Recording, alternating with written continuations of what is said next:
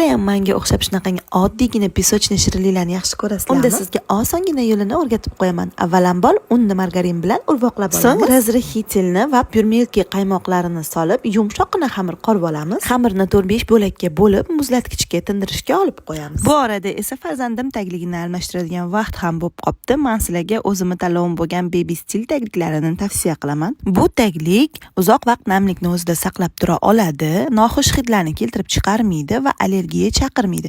Asosiysi farzandingiz o'zini unda qulay his qiladi. Xamirimiz tingach esa uni yoyib olamiz va bo'laklarga bo'lib olamiz.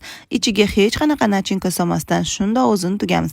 Lekin sizlar xohlasanglar nachinka ham solsanglar bo'ladi. Duxovkada pishishga yuboramiz va pishib chiqqach esa qand upasiga issig'ida bulg'alab olamiz. Albatta bir marta bo'lsa ham tayyorlab ko'rishinglarni tavsiya qilaman. Shunaqangi og'izda eriydigan va mazali shirinlik. Video sizlarga ma'qul bo'lgan bo'lsa, meni qo'llab-quvvatlab, yaqinlarga jo'natib qo'yishni unutmanglar. Yoqimli ishtaha.